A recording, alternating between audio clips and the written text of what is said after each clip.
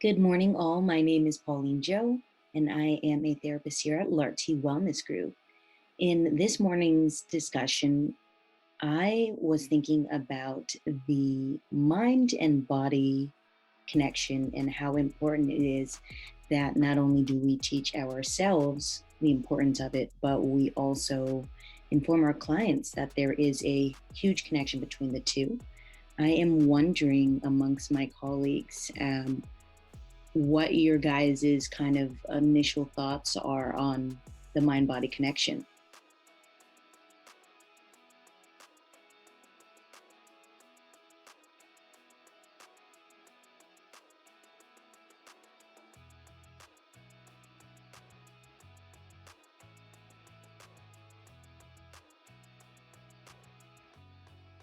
Okay, I will go ahead and get started.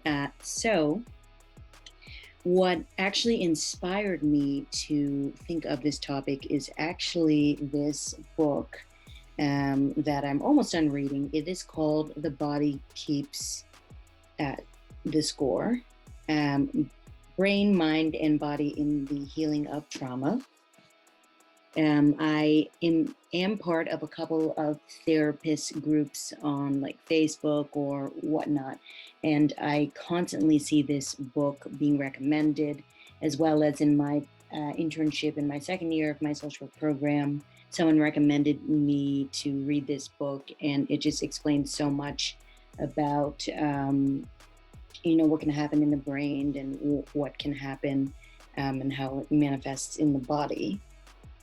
I really, really believe that there is a huge connection between the two, and that really it can almost be like the chicken and the egg. The mind can, over time, affect the body, or what happens to the body if, say, it's not healed or it has any type of chronic illnesses, can eventually have an effect on the mind, or it can worsen whatever mental health symptoms had pre-existed.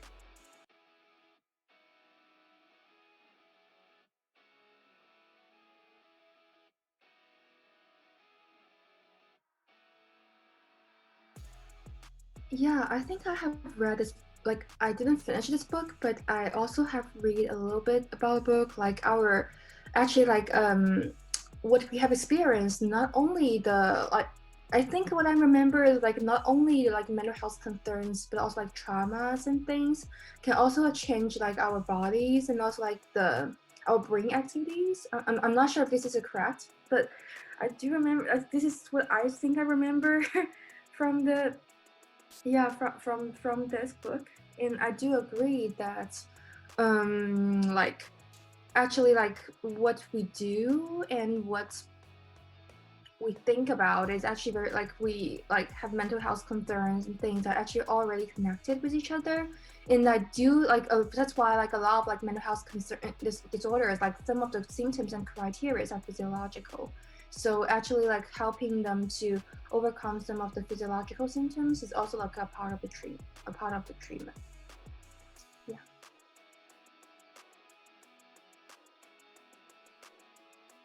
I like how you mentioned that remembering the physiological part of someone's healing is important.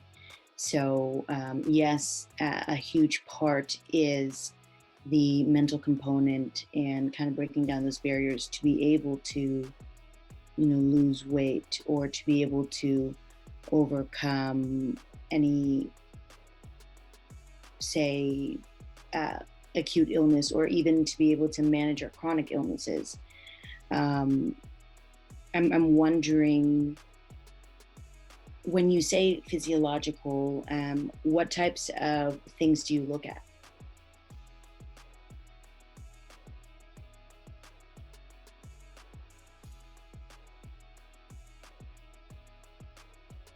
Actually like for example, like they may feel like the body temperature things, like the heart pounding, especially for anxiety, people with anxiety, like the heart pounding really quickly. Maybe like this is like a signs of like having panic attack or having their like anxiety, like being in anxiety and also feeling really, really hot or like cold.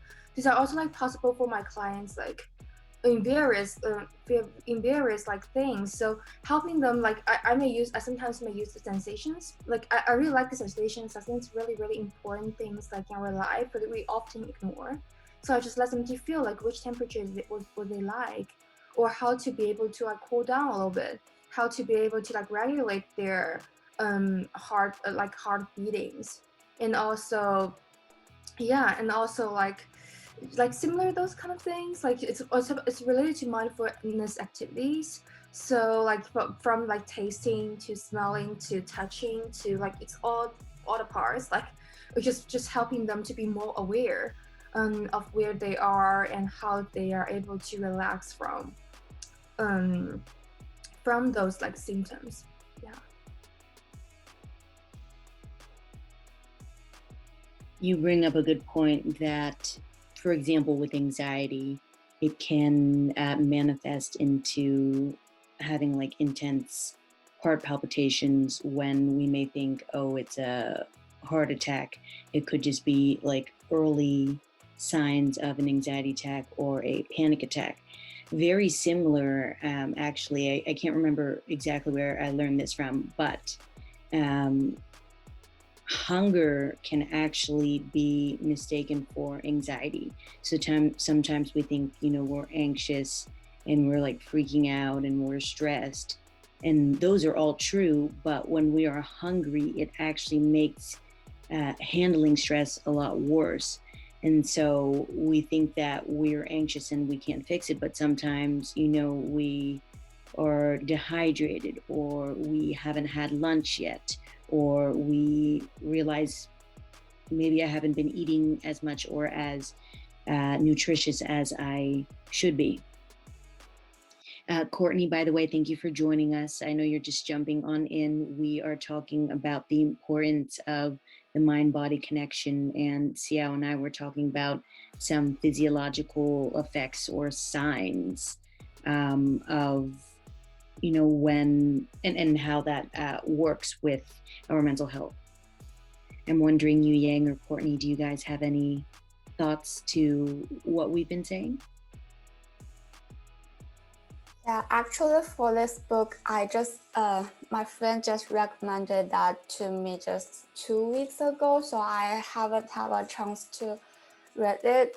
But also for the body-mind connection, I think it's also manifest on the like on our like brain stuff and on our like thoughts, feelings, beliefs, and attitudes, and this kind of thoughts would negatively or positively affect our biological functioning, and maybe can affect how healthy our body are, and sometimes like our attitude, our subjective thoughts would impact our behaviors, and it's also like our mind would have a lot of influence on our body functioning, something like that. Also, people have maybe have adverse childhood experience, they have this kind of traumatic experience, it would change their brain like stuff, and it would impact their reaction, and also they may just impact their behavior. Maybe they will be more hypersensitive to others' behavior and be more aggressive when they grow up, something like that.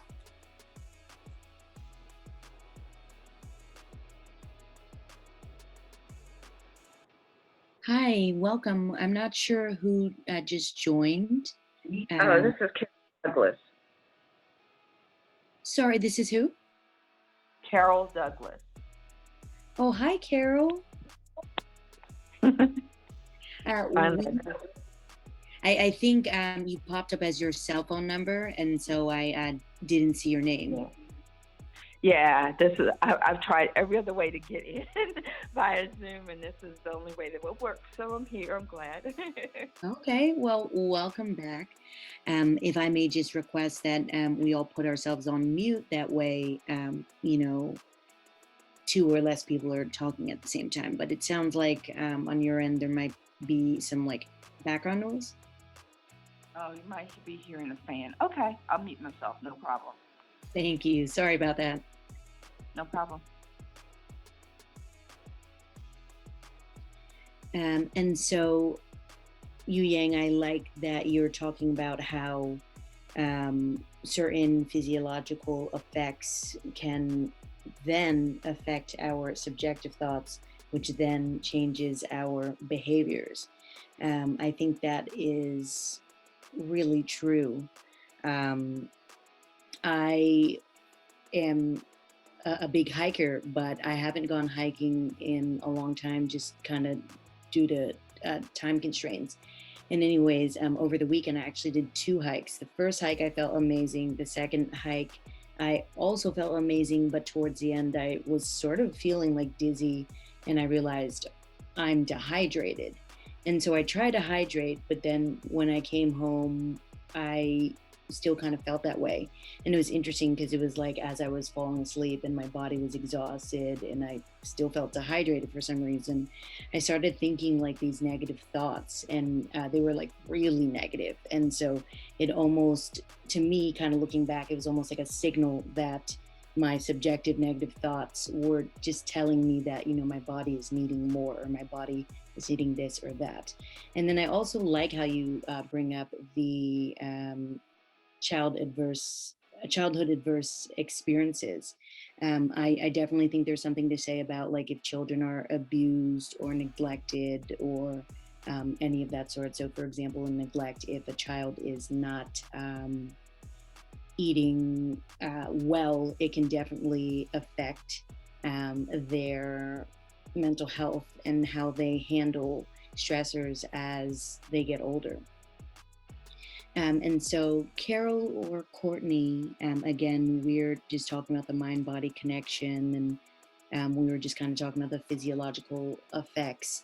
I'm wondering if you guys have any thoughts to what we're saying.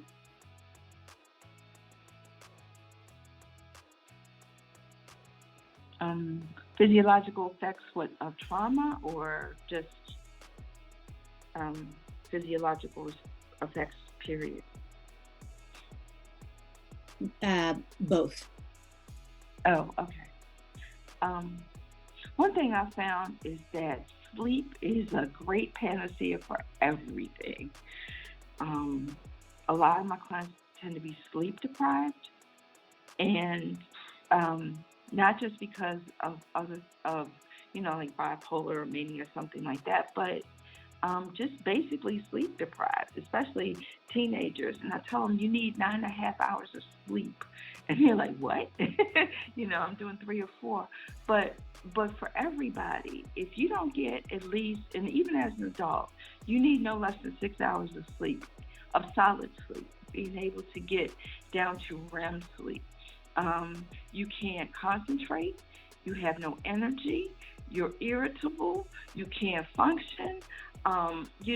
And you're too fatigued, and you don't care anymore. And it's amazing how just getting enough sleep. So sometimes I would recommend that they talk to a nurse practitioner about getting something to help them sleep, just short term, and the dramatic effect that it makes on people, especially my bipolar clients.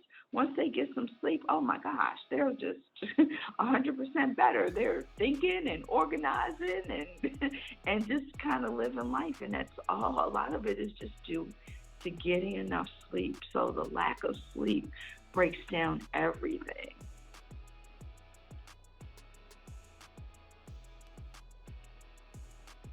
Thank you, Carol. That is a very powerful reminder for ourselves as humans, as well as just us being therapists and us wanting to help our clients. I always find it interesting when we work with clients and they say like, "Oh, like I can function on 2 hours of sleep," or "Oh, I don't need sleep." And yes, in a way, okay, they are functioning, or yes, they are, managing to do what they need to do. And I feel like that could work, but either over time it can and have sorry it can have effects, or their body becomes so accustomed to it that they may be dependent on other things, so that can then turn into maybe like an addiction, whether it be coffee, smoking, um, taking any type of other drugs, drinking alcohol, or whatnot. And so I think it can definitely be really important that we not only emphasize, as you mentioned, how it affects our mental health, but it's also a huge reset for our body. Our bodies are almost like our machines. We need it to work at 100% for our minds to work at 100%.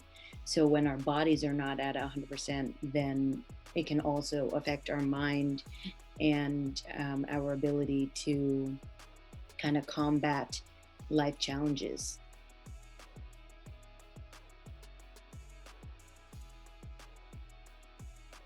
Courtney, do you have anything else you'd like to add? Oh, so Courtney is in the group chat due to some issues with her account. She said, "I agree 100% with what everyone has shared. If you're experiencing physiological symptoms, your body will definitely let you know in many ways. I think that these symptoms also play a part in how human beings were internalized or cope with many situations. I also feel that at times we ourselves allow our own negative thinking to take over so much that it causes a domino effect for us physically." That is really true, Courtney. With kind of the domino effect, if say we, for example, get anxious, it can absolutely show up in our I'm going to get this word wrong, but it's our like stomach issues. I can't think of the exact word; it's escaping me right now. But essentially, we get anxious, and then our brain sends a message to our stomach, and then for whatever reason, we can't like process food. We become insensitive to certain types of food, or we just it's kind of like, we know we're nervous, and then it's like, oh, I feel like I'm going to throw up, or oh, like my stomach hurts. That is an example of where that comes from. So I appreciate you reminding us that it can be a domino effect.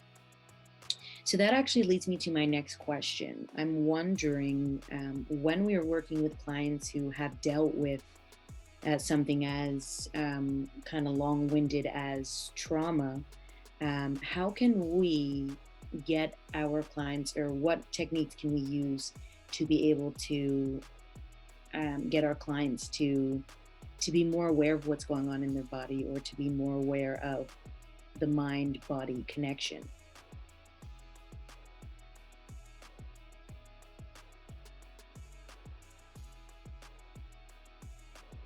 For me, the technique that has worked well is the I forget what you call it, but so looking at 5 things in the room that are blue, right? And those kind of things actually bring the client back to the here and now. So for me, the broad answer is bringing the person back to what's actually happening right in the moment, because I believe that anxiety is about thinking about things that may happen in the future, or they're reliving past experiences of how what's happening in the moment is very similar to something that they've experienced in the past.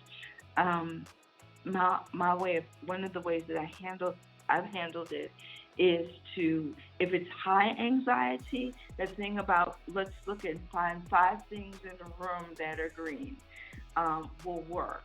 And then maybe you can work on their breathing. But then once they're calmed down, to look at, okay, what is your thought about, what actually made you anxious? And usually they'll tell you about a past experience.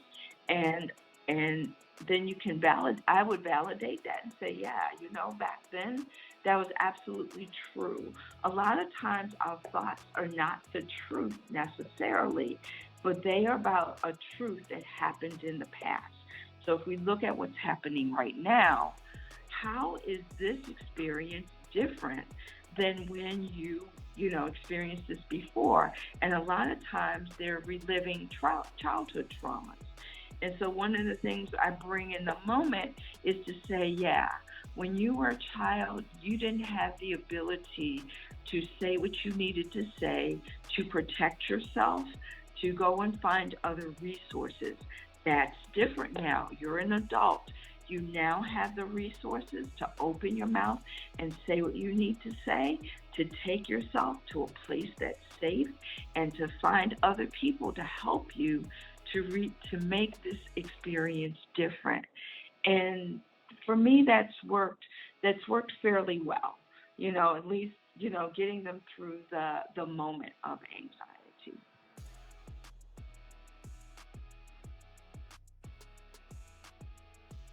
Carol, in your example, you are saying that when we use, say, a grounding technique, it teaches our clients to be here in the now, and that we are trying to understand how our, say, traumas from the past may manifest into our current situation, where it might not be happening, but our mind and our body may think that it is happening.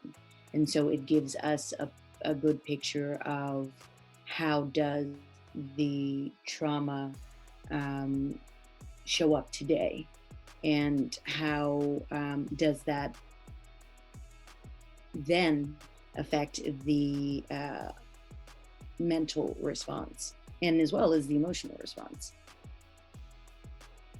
Right, exactly. And looking at the difference. So what happened then does not necessarily mean it's going to happen now. So let's look at some of the reasons why that experience that you had in the past will not necessarily be the experience you're having now. Kind of challenging the negative thoughts, if you you remember that term. Yeah. So what are the differences that make this experience different, so that it's likely that the outcome will not be the same. So I guess challenging negative thoughts.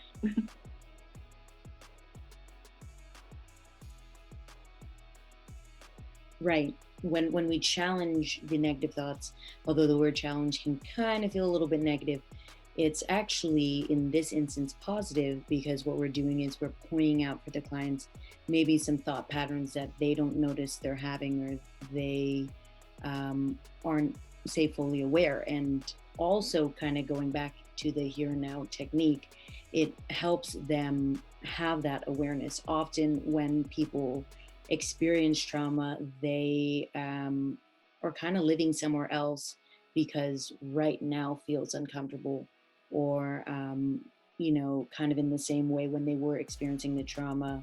A lot of clients have reported that their minds were somewhere else, because again, they didn't want to experience the here and now of when they were experiencing that trauma. Yeah, I agree with that. And also for the grounding techniques, um, I think maybe you just talk about the like a 5, 4, 3, 2, 1 technique. It's like the like name 5 things you can see and 4 things you can feel, 3 things you can hear, 2 things you can smell, 1 thing you can taste, something like that. And yeah, but maybe it's not accurate, but it's something just like that. And also, I would use another grounding technique. It's about the like body awareness. Maybe let the clients to take deep breath, and then to just something like wiggle their toes, and something to like clench the hands, and just to let them to be aware of their muscles and be aware of their body, and it could make the clients to become more relaxing after doing that and being focused on the here and now. And after that, we may talk a little something just Carolyn just talked about, maybe related to the anxiety and the past experience.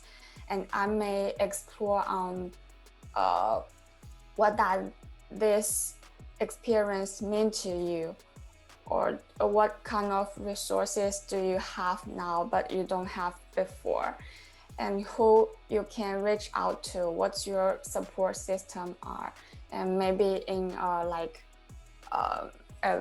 maybe using more like exploration techniques in this stage. Yeah.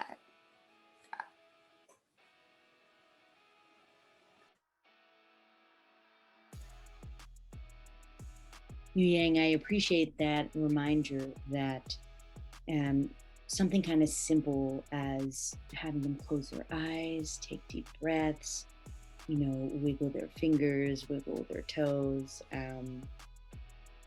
helps us kind of see in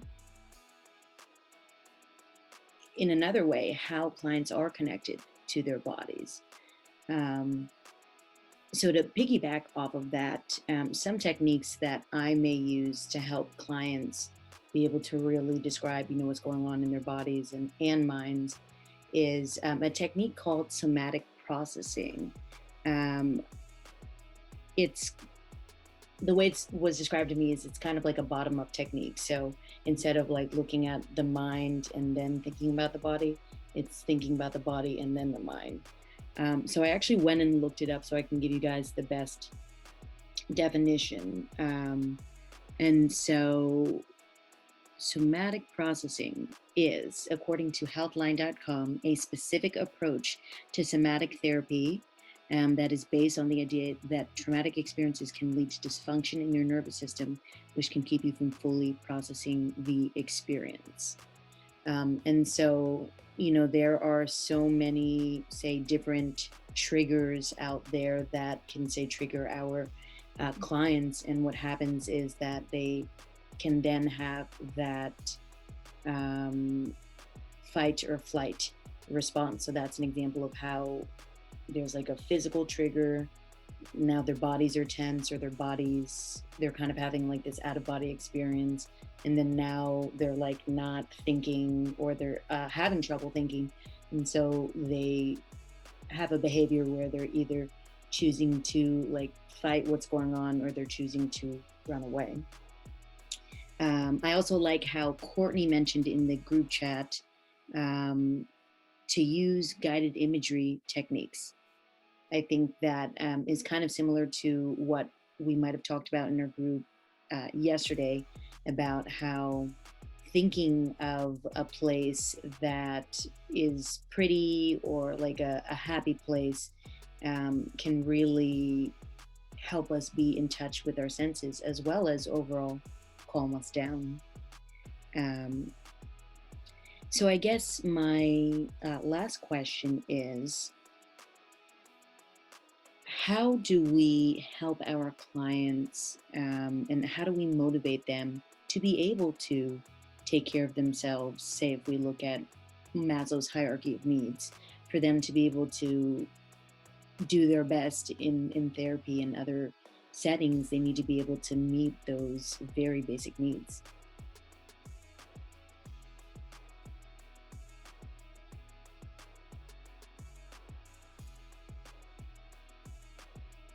Sorry, can you repeat the question? My internet was just cut off a little bit. No problem. So I was just mentioning, how do we motivate our clients to be able to take care of their most basic needs so that they are able to get, say, those higher needs? For example, when we look at Maslow's hierarchy of needs, we want to help clients be able to take their medication regularly, go to sleep, take care of their bodies, eat properly, and so forth.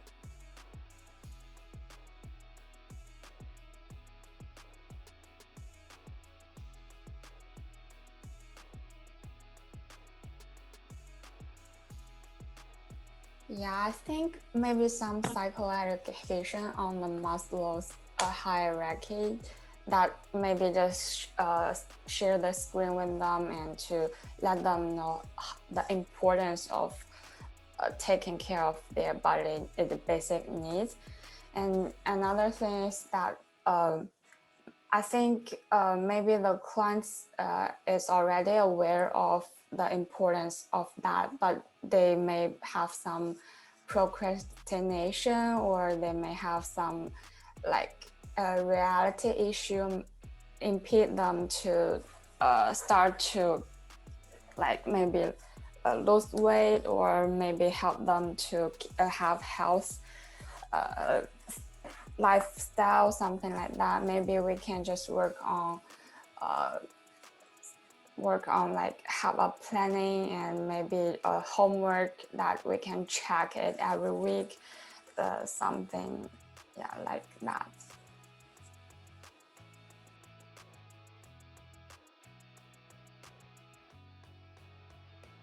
Psychoeducation is so important, and so I appreciate you reminding us of that, as well as I think it is normal when we are helping our clients make a change that there is going to kind of be that period of procrastination. So in that instance, it's important that we then point that out and explore, why are they procrastinating? Are they, afraid to make the change? Are they having trouble, like, with where to get resources? Are they having trouble maybe financially to be able to get the right resources? And so, again, I think it's great to point out their procrastination, but in a way that is caring and gentle. We're not judging them, but more so we're wondering, well, how can we help you get to, where you'd ultimately like to be, and how can we help you, break that barrier. Oh, Courtney just messaged me and said she had to go. So with that being said, Carol, do you have any thoughts, or did you have any comments on what either Yu Yang or I had mentioned? Um, what came to mind while you were asking the question was, how do I deal with that issue, say for anxious clients? And usually they're feeling overwhelmed, like I got so much to do, I got this, that, and third, and do, da, da, da. I was like, okay, let's just focus on, I'm a big thing on sleep because I believe sleep is a great place to start. So let's make sure you're getting enough sleep. What's keeping you from sleeping? Well, I ran out of my medication. Okay. So and then say, okay, well, let's make sure that you get an appointment with a nurse practitioner to get a refill. Now let's check. Do you have the phone number? Are you willing to call her? Can you come in on this day? Right. So literally walking them step by step.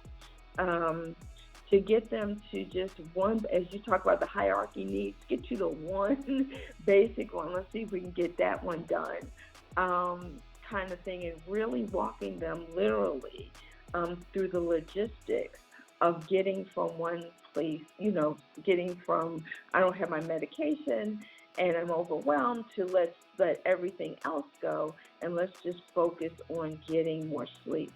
And then someone mentioned homework. So their homework is to actually get to the meeting of the nurse practitioner, and mainly just get to the nurse practitioner. We haven't talked about how you're gonna get your medicine and gotta get a ride and this, that, third, and they don't have it. But so the homework is the check-in. Did you go to the nurse practitioner and get your appointment? No, I didn't. Okay, well, let's talk about, like the other person said, well, let's talk about why that you weren't able to get that done. And it may be that after a while I get X, Y, and Z excuse, and I'm like, it really doesn't seem like this is a priority for you right now. Okay, what is it that you really need right now? So working with the client, for me, where they are, not where I'd like for them to be, which can be some very different things. But my thing is, people are going to do what's important to them. So if my kid is sick, I'm not worried about my medication. So let's then talk about, what's important to them right in the moment, because I feel like once we get that done, then we can start on, what's important for them. Um, so that's been something I think that has worked for me so far, especially with anxious clients. I like that. Um, we always must meet our clients where they're at, but definitely, when they're anxious, to really, really break it down for them. Maybe they're not at a point where they're ready to go and get their medication, but they are ready to do something else to help them eventually go and get their medication. um, and to piggyback on that, Carol, I think this is something new as of 2021, but don't quote me on it. But I notice with pharmacies, as kind of a consumer myself, if you spend a certain amount, they will either USPS priority mail your medication to your house, or you can actually go through one of those like apps like Instacart or whatnot for someone to actually pick up your medication. So if someone is experiencing anxiety, maybe social anxiety, and their worry is, I don't want to stand in the long line at the pharmacy, it's just too much, this, that, and third. That's another option that we can offer them. And I think that that's kind of one of the benefits of us as a society being a little bit more virtually dependent on things, is that does help people to be able to get their medication. Um, as one of many examples, I'm not sure if you've ever explored that, Carol, or if you think that would ever benefit any of your clients to sign up for that kind of program. A lot of my clients are not willing to put out that kind of money for Instacart, and they change locations frequently. So by the time CVS gets their address for one time, by the time they do a 90-day refill, they may have changed locations. And my clients, a lot of my clients tend not to be very good about um, taking their medication, finding it, reading it, know what it is. So it all gets in a mess, really, in their house in terms of mail and that kind of thing. Also, I think I have a younger generation that's not into mail so much. They like, if it comes from Amazon, cool, but I don't know about, the regular mail kind of thing. So they're used to going to the pharmacy and picking it up. But that's a good idea for those who are willing to do that. That's another option. So thank you for that suggestion. You are right, Carol. It's also important that definitely in the very first session to assess clients' like capabilities to navigate not only the community but technology. So say if technology is not their thing, to be able to assess how able are they to kind of get around and get the resources. Very true. Yu Yang, before we wrap up today, do you have any additional thoughts that you wanted to end with?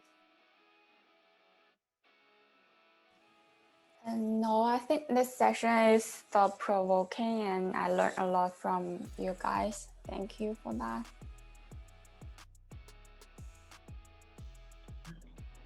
Thank you for your input. I've learned some things today.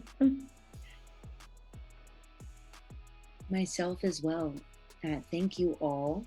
And I'll go ahead and email the group of these grounding techniques that I actually found on this website. It's called Therapist Aid. And I'd be happy to get your guys' feedback on it. But for now, I hope you guys take care, have a good rest of the week, and I'll see you soon. Thank you. I hope the Thank same you. for you. Thank you. Bye. Thanks. Bye. Bye-bye.